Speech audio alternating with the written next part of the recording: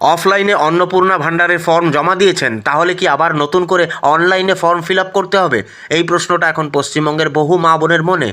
প্রথমেই একটা গুরুত্বপূর্ণ কথা, গুজবে কান দেবেন না। যারা ইতিমধ্যেই সরকারি ক্যাম্প, নির্ধারিত সরকারি দপ্তর বা অনুমোদিত মাধ্যমে অফলাইনে আবেদন জমা দিয়েছেন, তাদের ক্ষেত্রে নতুন করে আবার আবেদন করার কোনো সরকারি নির্দেশ বর্তমানে প্রকাশ্যে দেখা যায়নি।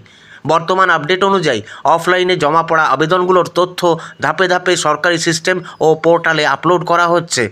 তাই শুধুমাত্র অন্যের কথা শুনে বা সোশ্যাল মিডিয়ার পোস্ট দেখে আবার নতুন আবেদন করার আগে অবশ্যই বিষয়টি যাচাই করে নিন। কারণ একই ব্যক্তির একাধিক আবেদন বা তথ্যের অসঙ্গতি থাকলে ভবিষ্যতে যাচাই প্রক্রিয়ায় অতিরিক্ত জটিলতা তৈরি হতে পারে। আপনার করণীয় কি? অফিসিয়াল পোর্টালে গিয়ে সময় সময় নিজের আবেদন স্ট্যাটাস ট্র্যাক করুন। যদি আপনার তথ্য সিস্টেমে দেখা যায় বা আবেদন প্রক্রিয়াধীন থাকে, তাহলে সাধারণত নতুন করে আবেদন করার দরকার পড়ে না।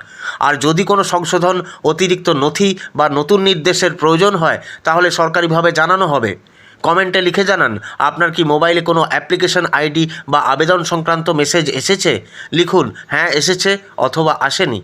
এই তথ্যটি অন্যদেরও কাজে লাগতে পারে, তাই ভিডিওটি শেয়ার করতে ভুলবেন না।